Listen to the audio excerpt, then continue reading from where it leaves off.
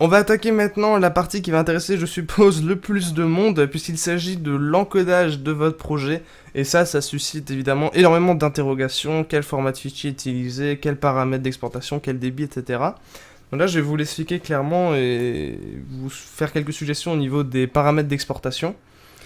Alors, avant de faire quoi que ce soit, vérifiez et délimitez bien votre projet. Donc vous voyez, ces deux petites réglettes orange là vont permettre de définir le début et la fin de votre projet qui va être exporté. Donc là par exemple, moi la fin est ici. Donc je vais déplacer ça jusque là. Voilà, et ça va déjà me simplifier un peu les choses pour plus tard, vous allez voir. Donc là maintenant mon projet est bien délimité, j'ai fait une dernière petite vérification, voilà, le son, tout est bon. Maintenant, je vais pouvoir faire fichier, exportation média. Donc j'ai exporté vers un média. Et on a cette petite fenêtre qui apparaît. Ça va permettre de définir les réglages d'exportation. Première chose à faire, vous cliquez sur nom de la sortie, sur fichier audio, et vous allez définir où est-ce que vous allez enregistrer votre fichier. Donc là, je fais test exportation, hop, enregistrer. Et maintenant, première chose, on va choisir un format. Là, ça va vraiment dépendre d'où vous enregistrez, mais bon, en général, si vous enregistrez vers YouTube, vous avez le H264 qui marche parfaitement bien. Sinon vous avez du FLV aussi, je crois que c'est Dailymotion qui demande du FLV aussi et qui préfère le FLV. YouTube privilégiez le H264, c'est vraiment ce qui est le mieux à ce niveau-là.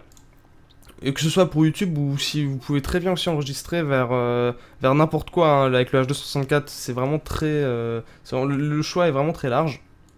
Ensuite, on va cliquer sur préconfiguration. Donc là, vous avez un choix de préconfiguration. Donc vous avez plein de choix, vous avez téléphone, Android, iPad, enfin ça va choisir des résolutions adaptées, mais vous pouvez descendre un petit peu, et vous avez par exemple directement des pré-réglages HD 1080i, HD 1080p, voilà, à tant et tant d'images par seconde. Là pour choisir un nombre d'images par seconde, je vous invite à regarder ici dans la source, ce que vous avez comme paramètre. Donc là on a de la 1080p, à 25 images par seconde, en progressif, donc P. Et donc ça va permettre de choisir le bon réglage au moment pour l'exportation. Donc là je vais prendre la HD 1080p à 25 images par seconde. Voilà. Là il va charger un pré-réglage. Là on pourrait directement cliquer sur exporter et il n'y aurait aucun problème. Mais il faut faire attention parce que là on a 59 mégaoctets pour je crois 15 secondes, ce qui est déjà beaucoup. Donc là ce qu'on va faire, déjà si je pouvais un petit peu agrandir la fenêtre, voilà on verra un peu mieux. On a notre onglet vidéo ici.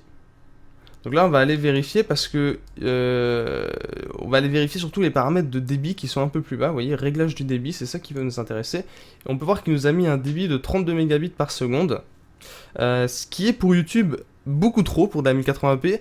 YouTube, il faut au minimum mettre 6 à 10 mégabits par seconde pour de la 1080p.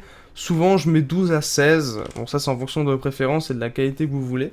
Là, par exemple, je vais mettre 12 mégabits par seconde. Le débit maximum, vous pouvez le laisser à 30 ou 40. Ça dépend, ça va éviter certaines pertes de qualité en cours de vidéo. Il va pouvoir augmenter rapidement le débit pour éviter ce genre de choses, ce qui peut être pratique. Après, les autres réglages, je vous invite à tout laisser par défaut. Il n'y a pas besoin de toucher autre chose que le débit. À la limite, vous pouvez augmenter la qualité de l'audio, mais bon, sur YouTube, c'est inutile de monter à plus de 192 kilobits par seconde en débit audio. Moi souvent je passe pour stocker sur un ordi ou pour des choses genre là, vous pouvez passer à 320 ou 256 kilobits par seconde. Voilà. Et après ce que je vous invite à faire, c'est vérifier déjà le début et la fin de votre projet sur la petite fenêtre de prévisualisation. Vérifier que vous n'ayez pas de bande noire ou des choses genre là qui apparaissent. Et aussi vérifier vos paramètres de sortie ici. Vous voyez déjà le fichier va être enregistré ici, testexportation.mp4. 1080p, 25 images par seconde progressive, avec VBR, un passage, donc ça c'est les paramètres de base, avec 12 mégabits par seconde de débit cible, avec un max à 30 mégabits par seconde. On a de l'audio en AAC à 256 kilobits par seconde, 48 000 Hz, stéréo. Donc vous pouvez voir que là les paramètres d'exploitation sont parfaits. Si vous voulez, vous pouvez enregistrer votre préconfiguration en cliquant sur cette petite icône, ou importer une préconfiguration. Donc voilà, ça peut être pratique. Et après, une fois que ça c'est fait, vous pouvez mettre ça sur file d'attente pour ensuite faire l'encodage un peu plus tard si vous avez travaillé sur plein de projets à la fois par exemple. Sinon vous cliquez tout simplement sur exporter. Et là, il va exporter le projet, il va coder votre vidéo et votre audio. Ça devrait aller assez vite. Hop, on va laisser encoder, de toute façon c'est que 15 secondes. Ça devrait pas mettre trop de temps. Et on va aller regarder ce qu'il nous a pondu comme fichier.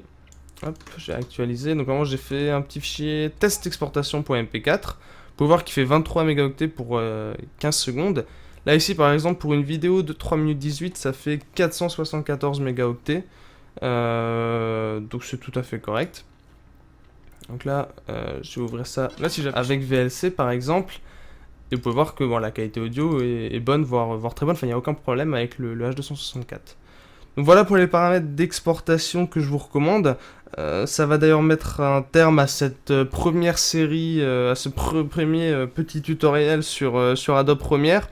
Si jamais vous avez des questions, je vous invite vivement à les poser dans les commentaires ou sur le forum. J'essaierai d'y répondre.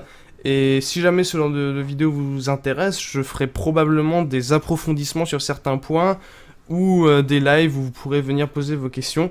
Enfin dans tous les cas, voilà, n'hésitez pas à commenter cette vidéo, à mettre un pouce vert si vous avez aimé, et on se retrouve très bientôt pour plus de contenu, et n'hésitez pas à vous abonner à la chaîne.